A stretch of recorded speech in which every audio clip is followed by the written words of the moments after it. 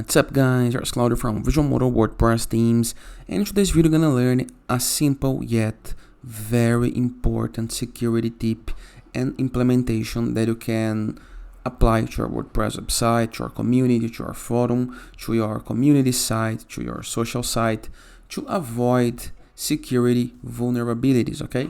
But before I can continue, please take a moment to hit the subscribe button, like this video, and share this content with a friend of yours.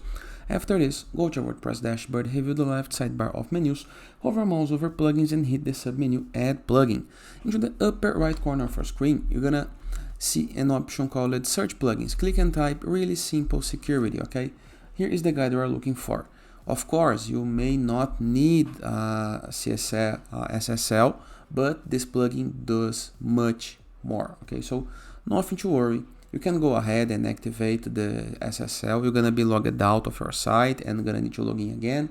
It's gonna fix a couple of problems if you have, but the focus into this video is to avoid login creation if the user name, the display name, and the username are the same. So it's gonna fix a couple of login vulnerabilities, okay? So go to the plugin, to the really simple security plugin option.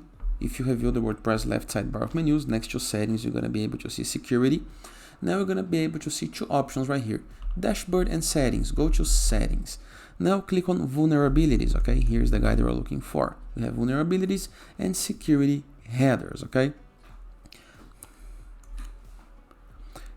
Next to vulnerabilities, you're going to be able to see hardening, okay? And here is the option that we're looking for. Block user registrations when login and display name are the same. Mark this option, save and continue.